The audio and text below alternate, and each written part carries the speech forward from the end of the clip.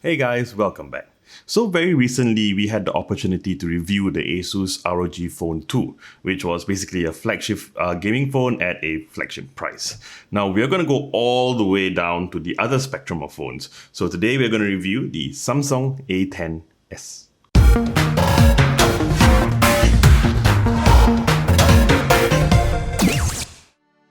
All right, so here it is.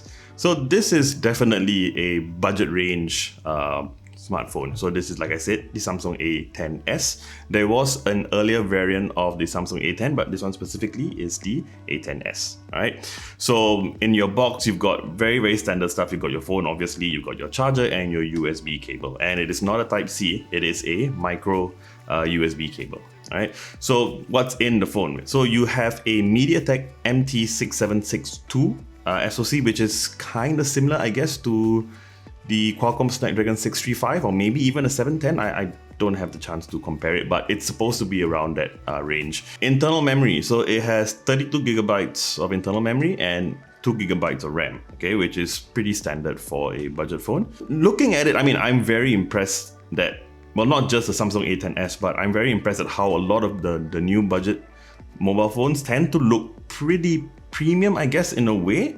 It's got a good build quality, it's not so much plastic. You've got your fingerprint sensor as well, which is pretty cool for a budget phone. It's got face recognition as well, and you got your usual pin and all that kind of thing. So you've got a 13 megapixel camera. It is a dual camera, but not your usual dual camera. It's not like your telephoto and ultra wide.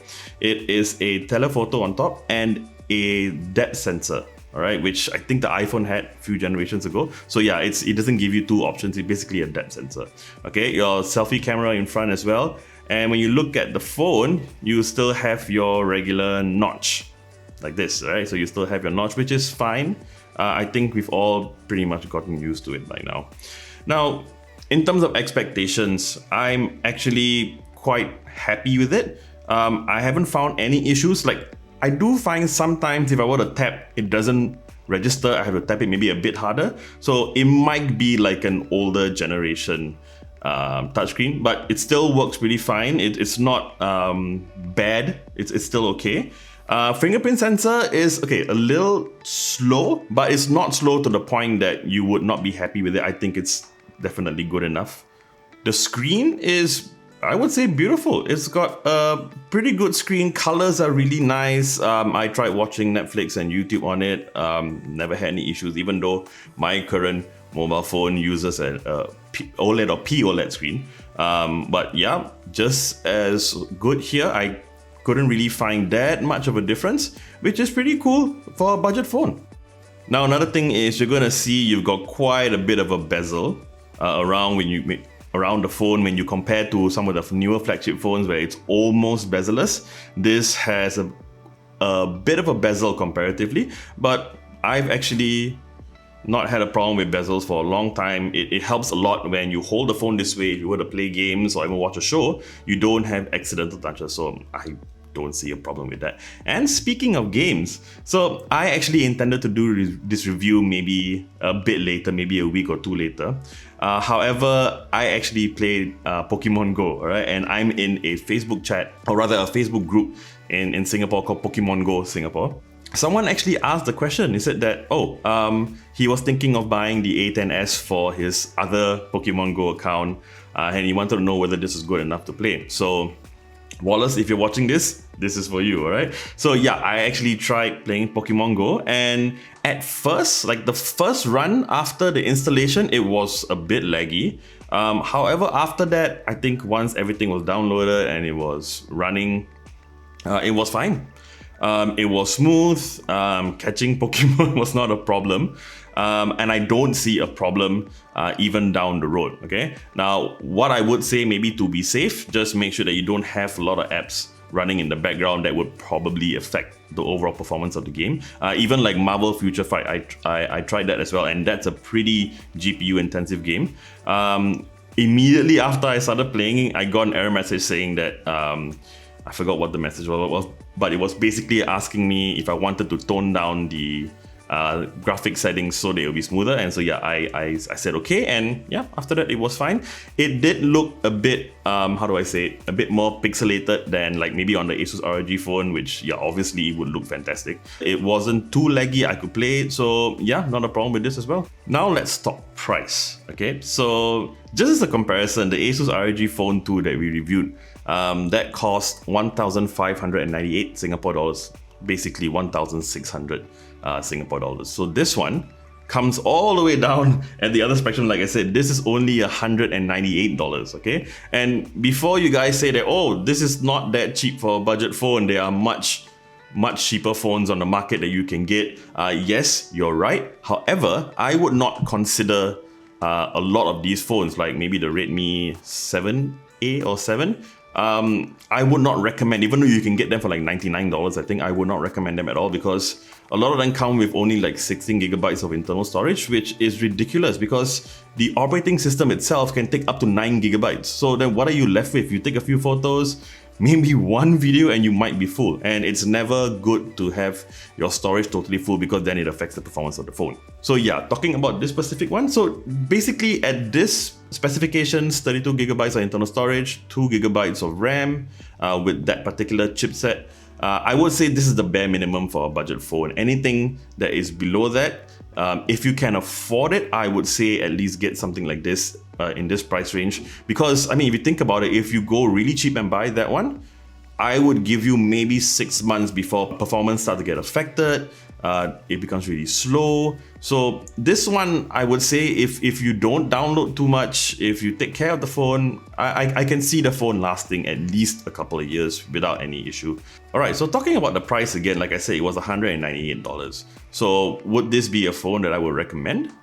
Well, I mentioned a lot of good things about it, but of course, with everything, there are always negative points or caveats. Now, one of the things that really bothered me, and it might not bother you, but I realized that it doesn't detect 5 gigahertz home Wi-Fi. Now, don't mistake this for 5G. I'm not talking about 5G mobile data. I'm talking about your 5 gigahertz Wi-Fi connection at home. Now, almost every home, or at least a lot of homes, in your router, you have an option to have a 2.4 gigahertz connection and a 5 gigahertz connection. So the 5 gigahertz connection is a lot faster, much better bandwidth, okay? And 2.4 is a bit slower, but 2.4 can reach a wider distance. So yeah, that was a real problem for me. I mean, if it could detect 5 gigahertz Wi-Fi and all that, I could actually see myself using this, but without that, for me, it's definitely a deal breaker. However, if in your home you don't have 5 gigahertz, you don't even utilize it, then I guess it's not a problem for you.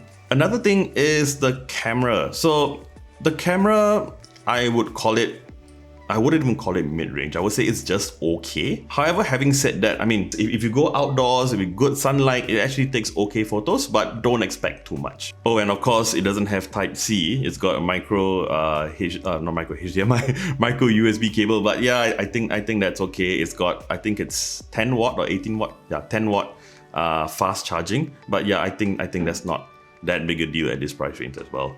So the recommendation, should you buy this phone? Actually, I'm not sure, because there is actually another phone that is extremely similar to this phone, and it comes quite a fair bit cheaper, and I'm actually talking about this one.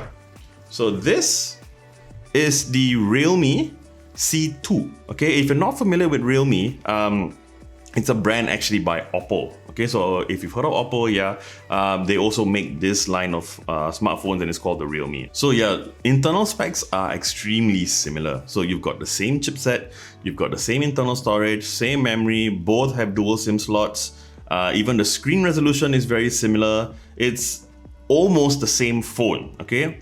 Almost, because there are a couple of things that are a bit different. Okay, so first thing, the Samsung A10s has a fingerprint sensor, okay, whereas the Realme C2 does not. However, they both have face recognition. So if that's good enough for you, then yeah, it's not a problem.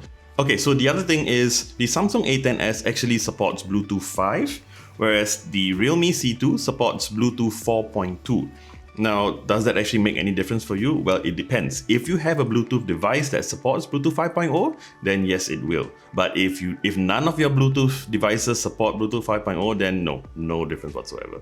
Okay, and lastly, so they both look very similar in terms of the build. They both look the same. They got the same bezel and everything, same size, I guess. The bezels are also very similar. However, the front camera is actually a bit different. So the Realme C2 has a 5 megapixel selfie camera, whereas the Samsung A10 has an 8 megapixel. Looking at the pictures between the two of them, yeah, there is a slight difference, but once again, it's really up to you to decide whether the quality of the camera is really good enough for you. Okay, so the big question, which one would I choose? It's not as easy to say which one I would definitely pick. It really depends, like I said, on your preferences, because there are a couple of differences. So like I said, this one has a fingerprint sensor, this one does not. So if that's important for you, then the Samsung A10s. Okay, the Bluetooth 5.0 to 4.2, and of course you got your selfie camera. In terms of performance, they are very similar because anyway the specs are identical. So playing games and all that, you can expect similar performances on both. Now, like I mentioned, this was $198.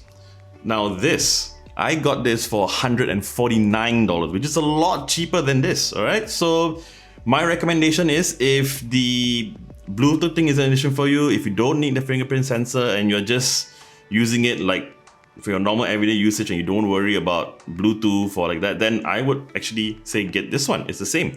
Now, there are some people who would say that, hey, I mean, it's not just about the price of the phone. There are a lot of other things that you need to consider. And you're right. One of the most important things when you buy a phone is not just the price or performance. It is actually your after-sales support. Like, if you buy the phone, yeah, you may save a few bucks, but what if something goes wrong? How do you get it fixed? What's the warranty like? Now, both of them has similar warranty. You've got a 1-year warranty. You have a few Samsung service centers in Singapore that you can go to and get it fixed, and you would get the same level of support as you would if you bought a flagship Samsung phone. All right. Now, the Realme C2, actually, you also have service centers, which actually makes this a very good buy. So there are actually 2 service centers in Singapore, one in the west, in Jurong West, and one in Suntec City. So that one's pretty centralized. Okay, so that about wraps up this review. If you like this video, you know what to do. And I would really appreciate it if you would subscribe to our channel and hit the bell icon to receive notifications on our next video. I'm JP, and I'll see you real soon.